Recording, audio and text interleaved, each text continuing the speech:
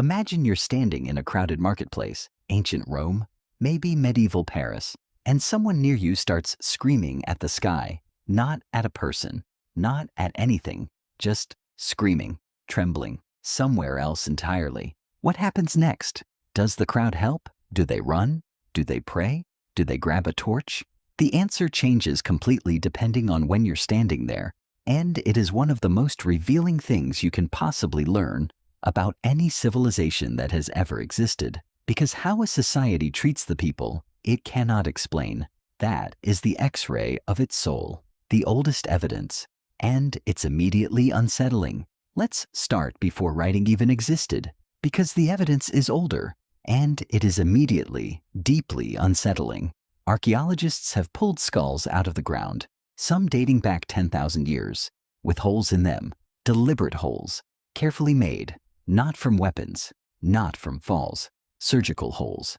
And some of those skulls show bone that had started growing back around the edges, which means whoever this was, they survived. Someone opened their head on purpose, and they lived. This procedure is called trepanation, and the leading explanation for why prehistoric humans did it, they were trying to let something out. Bad thoughts, violent episodes, voices, visions. Something had gotten inside the skull, and the logical solution was to give it a door. Here's what makes this genuinely eerie. Trepanation appears independently across ancient Peru, ancient China, prehistoric Europe, and sub-Saharan Africa, cultures with zero contact with each other. No shared language, no shared religion, no shared trade routes.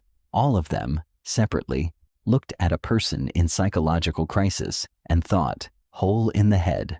You can read that as evidence of some deep cross-cultural human intuition about the mind, or you can read it as evidence of something slightly more concerning about how humans respond to things they don't understand, possibly both. Ancient Babylon, the divine invoice. Ancient Babylon, Assyria. This is where the explanatory framework gets formal, gets official. In ancient Babylon, mental illness was not a medical problem. It was a legal problem between you and the divine. If you were suffering, hearing things, acting erratically, unable to function, the diagnosis was straightforward. You had broken a sacred contract with a god. Maybe you'd forgotten a ritual. Maybe you'd lied under oath. Maybe you'd wronged someone protected by a specific deity. Whatever you'd done, the god had noticed. And this, your suffering, your madness, was the invoice. They called it the hand of a god, literally, a divine hand pressing down on your mind as payment for spiritual debt. The specialists who dealt with this were called ashipu, essentially ancient detectives of the supernatural. Their job was to figure out which god you defended and how badly. They would interview you, study your symptoms, cross-reference everything against enormous clay tablet archives, diagnostic libraries cataloging divine offenses and their psychiatric consequences. And before you laugh, those tablets were detailed. Symptoms we would now recognize as schizophrenia, severe depression, manic episodes, dissociation, all documented, all carefully observed. The Ashipu had the cause completely backwards, but the attention was genuine, which, in the long tradition of medical history, is practically a rite of passage. Ancient Egypt, centuries ahead of everyone. Egypt is where something starts to shift, and it shifts in a direction that should probably embarrass several modern centuries. The Ebers Papyrus, an Egyptian medical text from around 1550 BC, describes psychological disturbances as conditions, medical conditions, not moral failures, not divine punishment, conditions. They got the anatomy wrong. They located the problem in the heart, sometimes the uterus. But the conceptual move they made was centuries ahead of most of what followed. Egyptian physicians prescribed rest, herbal treatments, social engagement. Patients were brought to temple complexes, not purely for religious rites, but for what we might now call environmental intervention, calm surroundings, gardens, music, activities chosen specifically to quiet an agitated mind. One healing complex offered something called incubation. Patients would sleep in a sacred garden and receive interpreted dreams as part of their treatment, therapeutic dreams, in a walled garden with music. That is, by any fair accounting, more humane than a significant percentage of psychiatric facilities that would come 2,000 years later. Just worth noting. Ancient Greece, two completely opposite ideas, coexisting Greece, characteristically, could not just pick a lane. Framework 1. Madness is divine. Plato, the philosopher who helped invent Western rational thought, wrote about 4 categories of divine madness: prophetic, ritual, poetic, erotic, and he ranked all 4 as superior to ordinary sane consciousness. In Plato's framework, the completely rational person might actually be spiritually impoverished. The mad person had access to a register of truth the merely normal could not reach. That is a wild position. But Plato was not known for internal consistency. So, Framework 2. Madness is physical. Hippocrates, the doctor, the one the oath is named after, looked at mental illness and said, no, not gods, not demons, the brain, a sick brain thrown out of balance by the 4 humors. Depression in the Hippocratic framework was caused by an excess of black bile. The Greek for black bile is melanchole. That is where the word melancholy comes from. You are not sad. You have too much of a specific fluid. It's a medical diagnosis. Was that correct? No. But the underlying argument that mental suffering has a physical basis, that it is a disease, not a moral verdict, was so far ahead of mainstream thought that most of Western civilization would not reliably return to that premise for another 2,000 years. Hippocrates was pointing at the right door. History spent 20 centuries knocking on the wrong wall. The medieval Islamic world, the chapter nobody tells you about. When people tell the history of mental illness, they usually tell a European story. The possession framework, the exorcisms, the persecution, and yes, all of that happened. It was real and it was horrific. But there is another thread running through this period that almost never makes it into the popular account. Ibn Sina, known in the West as Avicenna, published the Canon of Medicine in 1025 AD, one of the most comprehensive medical texts ever written. His approach to mental illness was explicitly, rigorously medical. He described conditions that map closely onto what we now call depression, mania, and anxiety disorders. He recommended music therapy, physical exercise, meaningful occupation, and what he called psychic treatment, using structured conversation and suggestion to shift a patient's mental state. Ibn Sina was describing psychological intervention in 1025, not post-Enlightenment, not Victorian, 1025. And the Islamic world didn't just theorize.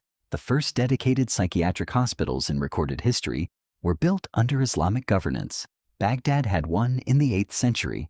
Cairo had one in the 9th. Historical accounts describe them with gardens, running water, music, physician oversight, not prisons, not cages, places of treatment. Meanwhile, in Europe, exorcism, the habit of telling the history of mental illness as a purely European story, while the most progressive developments of the medieval period happened elsewhere, is a gap that deserves to be named. Gilles, Belgium, the 700-year dinner table. But medieval Europe was more complicated than the horror story, because there was a town, Gilles, in Belgium. From at least the 13th century onward, Gilles operated something genuinely remarkable, a community foster care system for the mentally ill. Pilgrims came to a healing shrine. Some recovered, some stayed. Local families took them in. They worked alongside the family. They participated in daily life. They were neighbors. This system ran for centuries.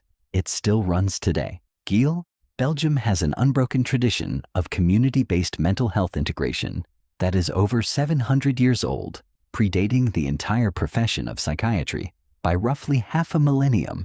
If someone proposed the Gilles model at a mental health conference today, they would be called visionary, innovative, radical. A small Flemish town figured it out in the 1200s and just quietly kept doing it, without a framework, without funding bodies, without clinical trials, just the repeated ordinary human decision to let someone eat at your table. The pattern nobody wants to admit. Here's what strikes me, having traced this entire arc, from trepanned skulls in prehistoric burial sites to Bedlam selling admission tickets so the public could walk through the wards on Sundays and watch patients in profound distress as entertainment, to Gilles' 700-year dinner table, to Ibn Sina writing about conversation as medicine in 1025 AD. The most humane responses to mental illness across all of history almost never came from the most sophisticated or powerful contexts. They came from communities with no choice but to make room from reformers who applied basic empathy against enormous institutional resistance, from a small Belgian town that simply kept extending hospitality, from a medieval physician in Persia who believed the patient's own words were worth listening to. Every era believed it had finally arrived, that previous generations were primitive, superstitious, cruel, that this time, with this framework, they had it right. And every era was partially correct and partially catastrophic in ways it could not see. The question that was never just medical. We know more than any previous generation. Genuinely, the treatments that work, we have them. The scientific frameworks have real validity. The legal protections exist in ways they never did before. The global conversation about mental health is more open than at any point in the recorded history we've just covered. These are real advances. They deserve acknowledgement. But the gap between what we know and what we actually do, between the science and the humanity with which we implement it, that gap is not new. That gap has existed since the first physician looked at a chained patient and thought, this is wrong. And everyone around him thought he was the one who'd lost his mind. The question every era has faced, and that we face right now today, is not only, what do we know about mental illness? It is, what do we believe the people experiencing it deserve? That question is not answered in clinical literature. It is not resolved by a diagnostic framework, however precise. It is answered the same place it was answered in Gale in the 13th century, the same place Ibn Sina answered it in 1025, the same place William Tuke answered it in 1796. It is answered by whether you are willing to look at a person whose suffering makes you uncomfortable, whose behavior disturbs you, whose mind works in ways you do not understand, and still say, this is a person. They belong here. They are worth the effort. That has been the hard part throughout all of recorded history. It remains the hard part.